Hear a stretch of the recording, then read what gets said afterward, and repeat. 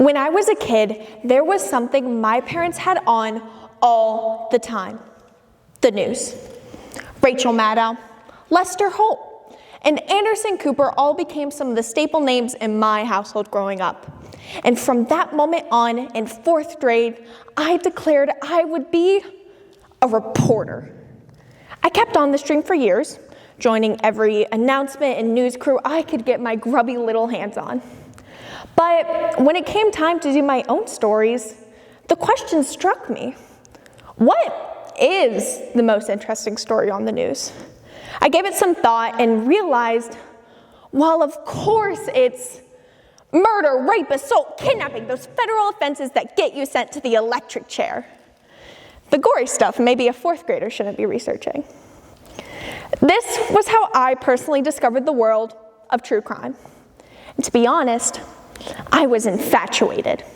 Listening to podcasts about serial killers while doing my homework, watching a documentary about a kidnapper while eating my dinner became the norm of my middle school life. This was when something dropped that only fueled my twisted fixation. In the fall of 2022, the 8th grade year for context, Netflix dropped the hit television series Dahmer, starring Evan Peters as the infamous serial killer Jeffrey Dahmer.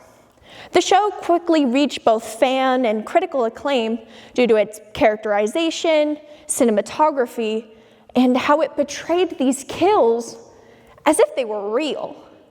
But as the show reached more popularity, people were starting to ask if using these real-life crimes for entertainment was morally just. At least I was. The debate then rose again in the summer of 2024, when Netflix dropped a trailer and a release date further next in line of the anthology series Monster. Here it would depict the brothers Lyle and Eric Menendez, who were both found guilty for the murder of their parents. It didn't help that Netflix made the risky marketing decision to air the trailer on the same date as the parents' death anniversary. You can see why people online got mad. Despite this, when the show then dropped in the fall, suddenly everybody and their mother were obsessed with these two. You search the Menendez brothers on TikTok and are flooded with glorified edits to the song Sexy Back by Justin Timberlake. Because if there's anything sexy, it's murdering your parents. Soon afterwards, a certain line from the show took the internet by swarm. If you're anything like me, you've probably heard the audio of dimes, dimes, grandma, I need dimes, all over your For You page. If you don't know, this very dramatic line is of course referring to the fact that while in jail, the way to use a payphone is dimes. And one of the brothers, Lyle, is yelling at his grandparents for sending him cold, hard cash instead of his precious dimes. And now, whether due to the line delivery or the situational comedy, this has become quite a meme among the youth, with hilarious captions such as, "Me when I'm broke, but want Starbucks, so I have to ask my parents for money." Quite riveting comedy. This was the straw that broke the camel's back for me. As I took a step back, I thought, what are we doing? No longer is this a news story meant to inform or warn the public, but a story for pure entertainment and profit.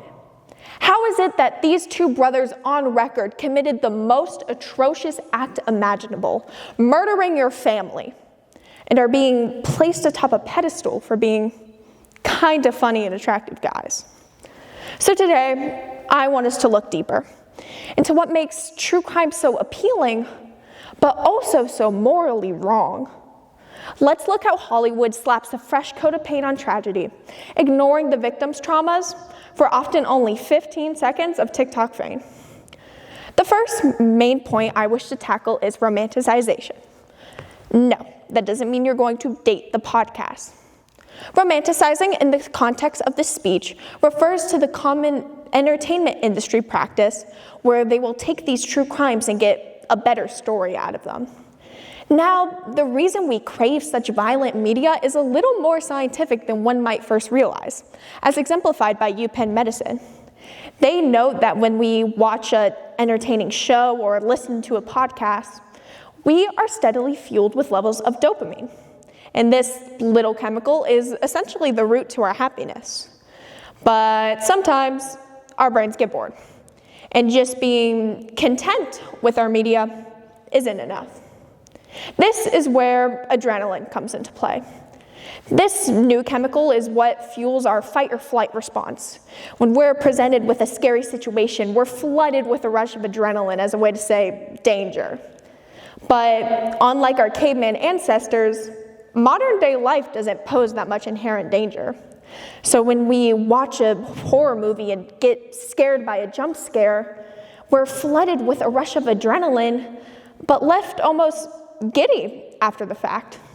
Along with that, BBC Science News notes how when we're presented to us as a story that's regarded as fact rather than fiction, our adrenaline spikes more so than the average scary movie.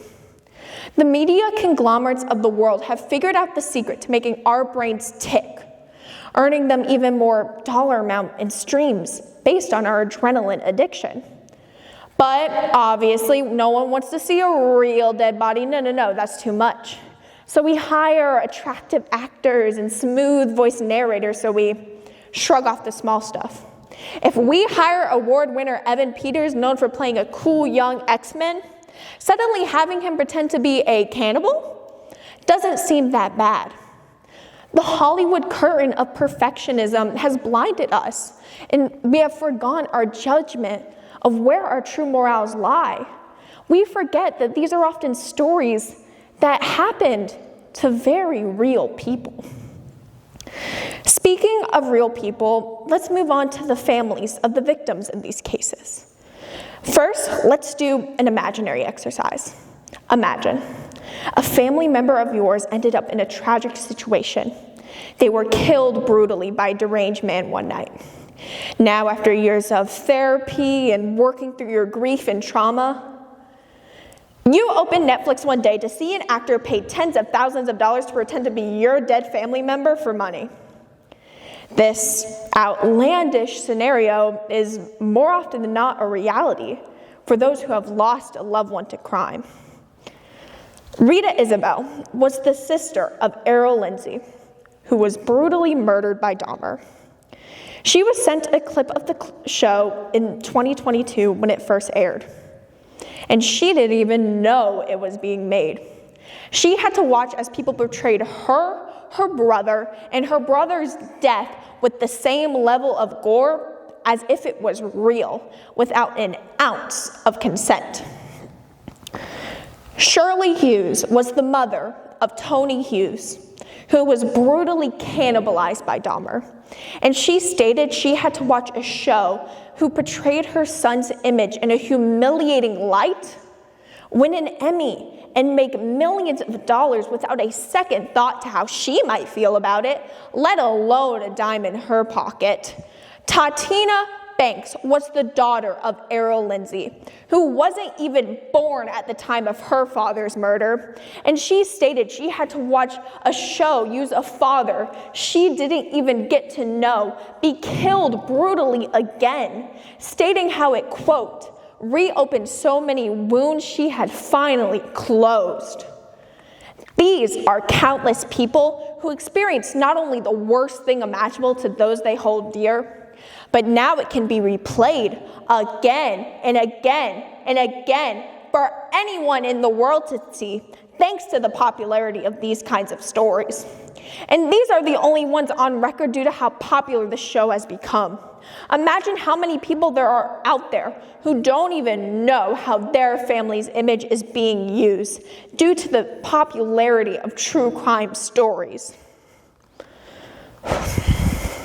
But okay. Sure. Even if these people didn't get justice at first, surely there must be some to be held afterwards, right? But as Miami law details, you can't copyright a dead body. They note how in a similar case of the actress Olivia de Havilland, who tried to sue the television platform FX for her portrayal in the show Feud.